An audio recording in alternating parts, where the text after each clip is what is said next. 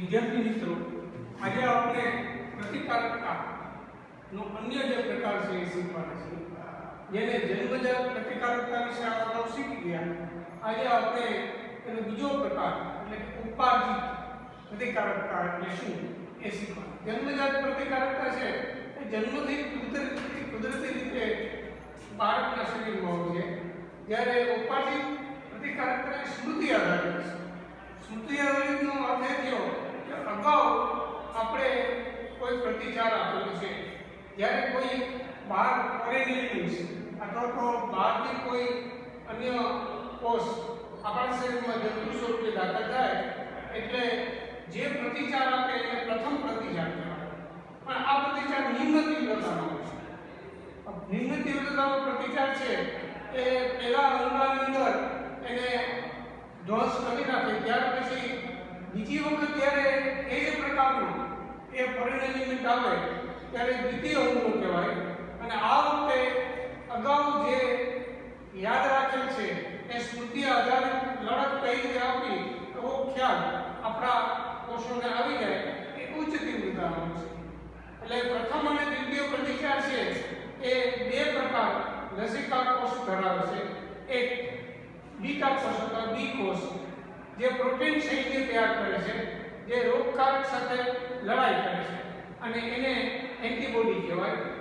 બીજા પ્રકારના કોષ છે એને ટી કોષ કહેવામાં આવે છે, કે પોતે રોગ પ્રતિકારમાં ભાગ લેતા નથી પણ એનું સૈન્ય જે તૈયાર કરે છે એ સૈન્ય તૈયાર કરવામાં મદદ કરે છે.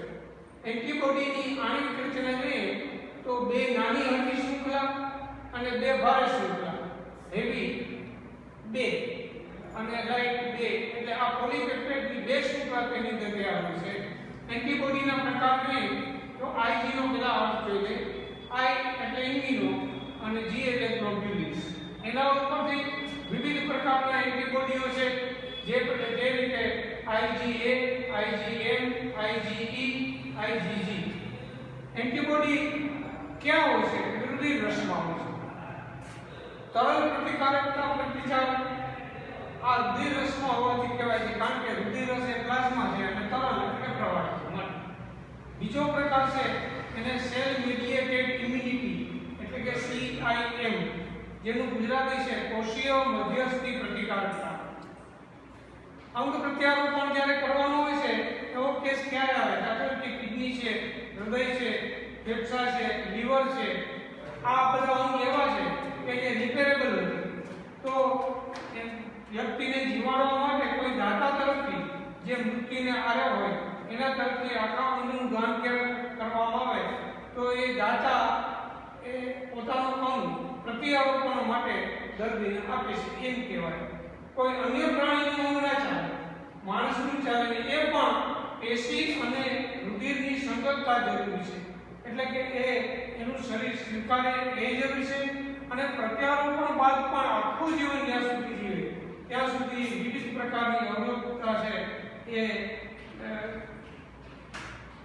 સામનો કરવો પડે છે. એના માટે CIM એટલે કે સેલ મીડિયેટેડ ઇમ્યુનિટી જવાબદાર છે. એન્ટીજન ક્યારે પ્રવેશે? એન્ટીજન એટલે શું? એટલે કે બહારનું કોઈ જીવજંતુ અથવા તો શરીરની બહારનું સ્વજાતનો હોય અને પરજાત એવો કોઈ કણ શરીરમાં દાખલ થાય એટલે શરૂઆતમાં એ રુધિરમાં જાય. રુધિરમાં જાય એટલે કોષ રસ એટલે બધા આપણા શરીરના કોષ છે એની ઉપર કોષ, એની અંદર કોષ રસ છે, એનું પડ છે કોષરસ સ્તર, એ સંવેદી બને છે. અને સંવેદી બને એટલે એ તરત જ બીટા કોષની સંખ્યા વધવા માંડે છે. બીટા કોષો છે એ પ્લાઝ્મા કોષમાં રૂપાંતરિત થાય છે અને બીટા કોષ ઓછા દરે ક્લોનિંગ કરવાનું ચાલુ કરી દે છે. ઝડપથી ક્લોનિંગ થઈ જાય એટલે બીટા કોષની સંખ્યા વધી જાય. એન્ટીજન સાથે બાદ ભીડે એટલે એન્ટીજનની ઘેરી વળે, સંકુલ મારીએ એટલે કે પોતાને પકડ મળીએ એટલે એન્ટીજન એન્ટીબોડીનું સંકુલ તૈયાર થાય. આમાં કુલ 3 ઘટનાઓ બની રહી છે. એક છે એક્યુટિનેશન, એન્ટીજન સાથે જોડાયેલ બિનહાનિકારક અદ્રવ્ય પદાર્થોનું અવક્ષેપણ કરે. એટલે કે આ જે બીટા કોષ છે એ બહારના જંતુ સાથે જોડાય અને એને અદ્રાવ્ય અને બિનહાનિકારક બનાવી અવક્ષેપણ કરી દે ત્યાર પછી એનું સર્જન થઈ જતું હોય છે. બીજો જે ઘટના છે એને ઓપ્સોનાઇઝેશન કહેવામાં આવે છે. એન્ટીજન પર આચ્છાદન એક પડ બનાવી દે, તેને લીધે એ પડને હિસાબે જે ભક્ષક કોષો ઉંદીરમાં ફરતા હોય એ તરત એને ઓળખી જાય, કારણ કે આચ્છાદનને હિસાબે એક જુદા જ પ્રકારનું એનો આકાર ધારણ થઈ જાય એવું બને, એટલે કે ડીસી સપાટીને બદલે ખરબચડી સપાટી થઈ જાય એવું બને, અથવા તો રંગમાં ફેરફાર થઈ જાય. ભક્ષક કોષો તેને સહેલાઈથી દૂરથી ઓળખી શકે, એને ઘેરી વળે અને એનો નાશ કરે. ત્રીજું નિષ્ક્રિયકરણ, વિષ દ્રવ્યો, કારણ કે જે અંદર દાખલ થયેલા જે એન્ટીજન છે એ હિમેસાઇન નામનું વિષ ઉત્પન્ન કરે છે, એને બિનઅસરકારક બનાવી અને ત્યાર પછી એને દૂર કરી દે શરીરમાંથી. પ્રતિકારકતા છે એના નિષ્ક્રિય અને સક્રિય બે પ્રકાર છે, તો એની સામે એની વચ્ચેનો તફાવત આપણે જોઈ લઈશું. એન્ટીજન સામે યજમાન દેહમાં એન્ટીબોડીનું સર્જન કરે તો તેને સક્રિય પ્રતિકારકતા કહેવાય, પણ આપણે બહારથી જ તૈયાર થયેલી એન્ટીબોડી આપણે રોગીના શરીરમાં દાખલ કરી તો એને નિષ્ક્રિય પ્રતિકારકતા. સક્રિય પ્રતિકારકતા ધીમી હોય છે, જ્યારે નિષ્ક્રિય પ્રતિકારકતા ઝડપી હોય છે, કારણ કે એન્ટીબોડી તૈયાર થયેલું તેને મળી જતું હોય છે. આમાં આડઅસર સક્રિય પ્રતિકારકતામાં જોવા મળતી નથી, જ્યારે નિષ્ક્રિય પ્રતિકારકતામાં આડઅસર જોવા મળે છે. વધતા ઓછા અંશમાં તેનું પ્રમાણ હોય છે. દાખલા તરીકે પોલિયો, તો પોલિયો છે એ સક્રિય પ્રતિકારકતાનું ઉદાહરણ છે, જ્યારે ધનુર અથવા તો ટેટનસ છે આજથી ઉપર તેને નિષ્ક્રિય પ્રતિકારકતાનું ઉદાહરણ છે. હવે આપણે જુદા ટોપિક એટલે કે વેક્સિનેશન ઉપર વાત કરીશું. વેક્સિનેશનને રસીકરણ કહેવામાં આવે છે. પ્રતિકારક તંત્રના સ્મૃતિ આધારિત આ વસ્તુ છે. રોગ પ્રતિકારક પ્રોટીન એટલે કે રોગકારક પ્રોટીન કેને કહેવાય? જે જંતુ સૂક્ષ્મજીવ એટલે કે વાયરસ, બેક્ટેરિયા, ફૂગ આપણા શરીરમાં દાખલ થયું છે, તો એ રોગ પ્રતિકારક પ્રોટીન છે એ નિષ્ક્રિય, નબળા અને મૃત આ ત્રણમાં એક અવસ્થામાં હોય. એટલે શરૂઆતમાં આપણે જ્યારે રસી મુકાવી ત્યારે કા નિષ્ક્રિય એ જ રોગના જંતુ, કા નબળા, ખૂબ જ નબળા અને કા મૃત એને દાખલ કરે એટલે તરત જ તેને આ ઉપરની ત્રણ વિધિ દ્વારા બીટા કોષ છે ઓળખી લે, ટી કોષ એને મદદ કરે, બીટા કોષ છે એ નવા બીટા કોષનું સર્જન કરે, એને ઘેરી વળે, એને નાશ કરી નાખે. અને કેમ મારવું, તો કેમ નાશ કરવો એની સ્મૃતિ એને લઈ જાય છે.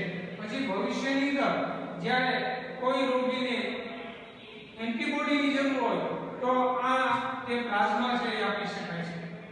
હમણાં હાલમાં કોરોના છે એમાં આપણે આ બધું સાંભળી જશે. ધનુર એન્ટીબોડી દ્વારા એન્ટીટોક્સિક વિષકારક દ્રવ્યો ઉત્પન્ન કરે છે ધનુરની અંદર. ત્યારે સર્પદંશની અંદર જે ઇન્જેક્શન આપવામાં આવે છે તે સર્પ વિષ વિરુદ્ધ એન્ટીબોડીનું ઇન્જેક્શન હોય છે કે જેથી એને વિષ ચડે. તો આમ બે રીતે વેક્સિનેશન આપી શકાય છે. પુનઃસંયોજિત ડીએનએ ટેકનોલોજી એવી છે કે જેના દ્વારા બેક્ટેરિયાને આપણે યજમાન ગણી અને તેમાં રોગકારક એન્ટીજેનિક પોલીપેપ્ટાઇડની શૃંખલાનું નિર્માણ કરી શકીએ છીએ. દાખલા તરીકે હેપેટાઇટિસ બી માં યીસ્ટ દ્વારા નિર્માણ થાય, એટલે કે યીસ્ટ છે એ ત્યાં યજમાન તરીકે છે. એલર્જીની વાત કરીએ તો સામાન્ય રીતે આપણે સામાન્ય જે પરજાત અણુઓ છે આપણા શરીરમાં દાખલ થાય તો એની પ્રતિ જે પ્રતિસાદ આપે એ જો એકદમ ઝડપી અને તીવ્રતાવાળો હોય તો એ રીતે જે પ્રતિસાદ છે એને એલર્જી કહેવામાં આવે છે. એલર્જી ઉત્પન્ન કરનારા પદાર્થો છે એને એલર્જન્સ કહેવામાં આવે છે. દાખલા તરીકે પરાગરજ ફૂલની જે સૂક્ષ્મ છે આપણે દેખાતી નથી એ મોટી એલર્જન્સ છે અને એ કાર્સિનોજેનિક પણ છે. રજકણો, ભ્રૂણના રજકણો હોય, લાઇમસ્ટોન હોય કે કાર્બનના કણ હોય પણ એ પણ, અને આપણે વાળીએ ત્યારે ધૂળ ઉડે, આ ઉપરાંત સૂક્ષ્મ તાંતણાઓ છે તો રૂના તાંતણાઓ જીની મિલ્સ છે ત્યાં અથવા તો એસ્બેસ્ટોસના નાના કણ ઉગતા હોય છે. ઉપરાંત સૂક્ષ્મજીવો પોતે પણ એલર્જન્સ છે. માથામાં ઉત્પન્ન થતો ફોડો સ્કાલ્પ એ પણ એલર્જન્સ છે. એન્ટીબોડી ને IgE પ્રકારની એન્ટીબોડી એલર્જીમાં રહેલી છે. ત્યારે એલર્જી થાય ત્યારે શું આવે? છીંક આવે, અથવા તો આંખ લાલ થઈ જાય, અથવા તો આંખમાંથી સતત અશ્રુ વહન પામે, શ્વાસની તકલીફ થાય, પહેલા શરૂઆતમાં કફ થઈ જાય, બ્રોન્કાઇટિસ થાય, અને જ્યારે હદ ઉપરાંત થઈ જાય ત્યારે તેની અંદરથી દમની ઘટના, દમનો રોગ થઈ જવાની ઘટના પણ બને છે. આનું કારણ છે એ માસ્ટ કોષ. કારણ કે જ્યારે કોઈ એલર્જન્સ આપણા શરીરમાં દાખલ થાય એટલે માસ્ટ કોષ છે એ તરત હિસ્ટેમાઇન અને સેરોટોનિનનો સ્ત્રાવણ કરે. આ હિસ્ટેમાઇન અને સેરોટોનિનનું સ્ત્રાવણ કરે એને હિસાબે આપણા શરીરમાં એલર્જી દેખાતી. એલર્જી નક્કી કરવી ખૂબ જ અઘરી છે, છતાં આપણે નાનું એવું પ્રમાણ આપી અને એનું ઇન્જેક્શન દ્વારા આપણા હાથમાં જો ઇન્જેક્ટ કરવામાં આવે તો એની આજુબાજુ જો થોડા સમયમાં લાલ ચક્કરનું થઈ જાય તો એ વસ્તુની એલર્જી છે એવો ખ્યાલ આવે. સામાન્ય રીતે માણસની એલર્જી છે કે નહીં એ પોતાનો ખ્યાલ આવી જતો હોય છે અને પછી તેનાથી બચીને રહેવું પડે છે. નહીંતર એના માટે એને એન્ટીહિસ્ટેમાઇન, એડ્રીનાલિન કે સ્ટેરોઇડ પ્રકારના ઇન્જેક્શન આપવા પડે છે.